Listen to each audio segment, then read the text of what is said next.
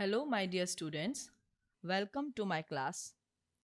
I, Dr. Swati Pandya, welcomes you. We have started with chapter 5 regarding inheritance, regarding heredity variations. We are continuing today the concepts about monohybrid experiment which we have learned earlier in last session. Again, let us revise, let us recap all the things quickly. So in monohybrid experiment we have seen that when we have crossed tall plant with dwarf plant, when we have considered, Mendel has considered single character at a time. So he crossed tall plant with dwarf. In F1 generation, all the plants 100% they all are tall. And again when they are self crossed, Mendel has observed that in F2 generation, out of 4, 3 plants are tall and 1 is dwarf. So, this dwarf nature, which was already present in parent generation, it is not observed in F1 generation, but it is seen in F2 generation. That means the gene or the factor which is responsible for dwarfness must be present here in F1 generation, and that is why it is able to pass from this generation to this, means F1 to F2. So here Mendel has proposed a term factor. So he told that some factor is responsible for the transmission or passing of this character from one generation to another. Now whether the terminologies which we are using, the symbols which we are using, they are relevant or not. So we have to cross it, we have to cross examine it. And as a student of science, a science student always verify itself. Even every hypothesis has its base. So here also in genetics, it is very important to know about the genes which are responsible for certain spatial character or certain type of character. So here, just to check whether our prediction, our hypothesis is correct or not, we have to perform a test cross. So a test cross is performed here also, and it tells whether the parents which we have taken, they are correctly taken or not, the genes which are responsible, they are correctly taken or not. Because previously we have seen that parent generation, one of the parent is tall, and in F1 generation again, one of the all the 100% plants they are tall, but in F2 generation some are tall, some are dwarf. So what will be the makeup of gene, what are the characters which will be related to that gene? So all these things they were not previously known. So just to check whether which gene is responsible for which character or which type of genetic makeup is there of that particular plant, we have to make a test cross. So here a typical test cross of an organism, here we have taken Pisum sativum, which is a pea plant, garden pea plant, and here a test cross is made which is showing a dominant phenotype and whose genotype is to be determined. Right now we are not knowing the genotype. Genotype means genes and phenotype means physical observable characters or features. So here we are not knowing about the genes of a dominant phenotype and is crossed with recessive parent instead of self crossing. So here we have little bit changed this concept. Here the dominant phenotype is crossed with recessive parent, and the progenies of such a cross can easily be analyzed to predict the genotype of test organism. So here in the picture you are able to see that this particular plant it is showing white colored flower, means pea plant. We have already earlier mentioned one of the feature, color of a flower. Purple is dominant over white. So here we have crossed homozygous recessive with homozygous recessive. So similar plants, they are crossed. These are showing the gametes, and actually here these two are different cross. I think I'm making you a little bit confused. Again, I will start this thing. This is one of the feature of a pea plant, that when we observe the color of flower, purple is always dominant as compared to white. So here this dominant feature is shown by capital W, capital W. So purple color is dominant and it is crossed with this homozygous recessive. Similarly, this is another genetic makeup. Here WWR capital, and here one capital and another small. But phenotypically it is not known. A question mark is there. We are not knowing that whether this plant, it is dominant with WW or dominant with this type of gene.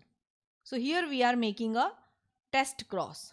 Just see here, unknown flower is homozygous dominant and unknown flower is heterozygous. So how could we know this? This is the final result. Right now we have not interpreted it. So here we are making a cross between this unknown plant with homozygous recessive, unknown plant with homozygous recessive. If the combination of this unknown plant is WW, this type, then it will be forming these similar type of gametes, right? And here also similar type of gametes are produced by this plant. Genes or factors are always present in pairs. Now we know that genes are always present in pairs. We are human being. Human being have 23 pair of chromosomes. So here also pair showing the two genes, they are found in pair, and always during gamete formation they separate from each other, because the gametes, they are always haploid. This is diploid and this is haploid condition of gametes. So these two gametes will be formed here and these two gametes will be formed here. Now when the combinations are made, this combined with this is one of the possibility. When this combines with this is another possibility. So there are four possibilities. So in all the four possibilities, all the flowers are violet.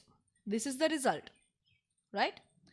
If we see here in another cross, this unknown plant is again crossed with this. But here the unknown plant, we are taking the genotype like this. So this situation differs. So when we make the combination, again here these are showing the gamete formation. These are showing the gamete formation. When these combinations are made, then two plants, means 50% plants will be having purple flower or violet, and another half, means another 50% will be showing white. So here unknown flower is heterozygous. So this particular situation where two alleles of that particular trait, they are not similar, that is known as heterozygous condition. And when they are similar type of genes. This is also responsible for purple or violet flower, and this is also responsible for violet. Okay, so these two are homozygous and this is heterozygous condition. So in this way we can determine that which will be the genotype of unknown plant by making is by making cross with homozygous recessive always, and the result will come 1:1%. So that means your cross is correct. Now let us see. These are some of the laws which are made on the basis of monohybrid experiment. Actually, Mendel has proposed three laws. First law is law of dominance, another law is law of segregation, and third law is law of independent assortment.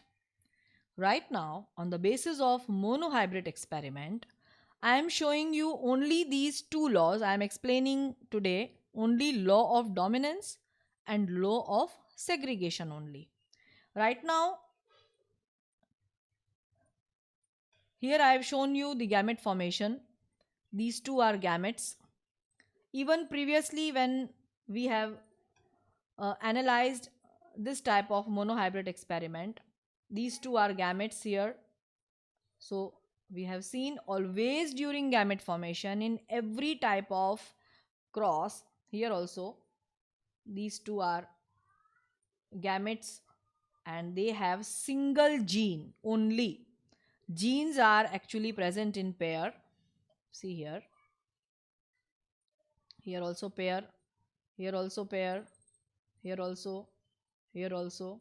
So this is pair. But when gametes are formed, these pairing it is separated. So this is known as law of segregation. During gamete formation, the pairing of chromosomes or the pairing of genes always separate. They segregate from each other. So this is the law of segregation, and always gametes are pure because they contain a single gene for that particular character.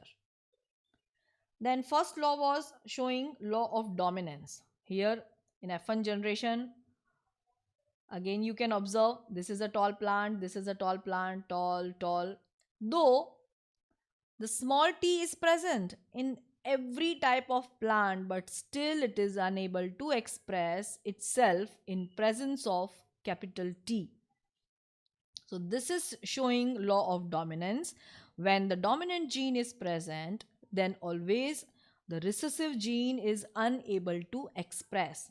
We have uh, perfectly seen in F1 generation. But when we observe F2 generation, here also, this particular plant and this particular plant, sorry, this and this, both are having the heterozygous condition, but still small t is present, but still it is unable to express itself. But when it is expressing, when it is present in homozygous condition, when two small t, they are in a pair, they come together, then only they are able to express.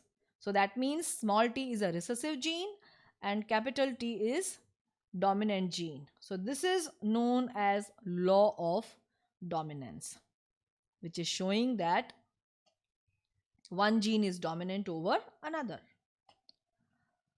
Then the characters are controlled by a discrete unit known as factor. So this factor word is given by Mendel. But later on, this factor word, it is replaced by word gene. Now we are naming it gene. Mendel only told that some factor is responsible for certain characters. So this factor word was used. Factors occur in pair. So all these things previously was told by Mendel.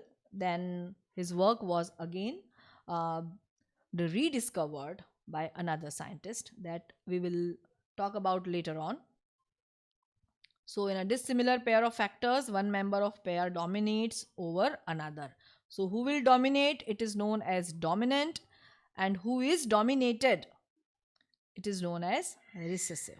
So these concepts, they are based on this monohybrid experiment. Right now we are not talking about third law. It is based on actually dihybrid experiment, which we will discuss later on. Let us see some more facts.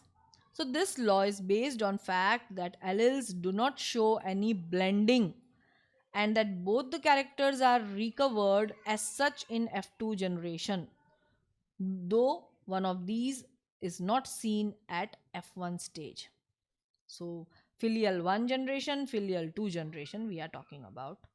Though the parents contain two alleles, during gamete formation, the factor or the alleles of the pair segregate from each other. That means they separate from each other, such that a gamete only receives one out of two factors. This is a very important point regarding this law of segregation. This is actually the explanation of second law. Of course, a homozygous parent, which may be either having capital T or small t, it produces all the gametes that are similar, while a heterozygous one, it produces two kinds of gametes. One is small t and another is capital T. So two different type of gametes they are produced, each having one allele with equal proportion. So certain facts we have discussed about this. So today we end our session here. Please do revise all the things, they are very important regarding the basic concepts of genetics, which will help you in further studies. So today we end here. Goodbye. Take care, students. Bye bye.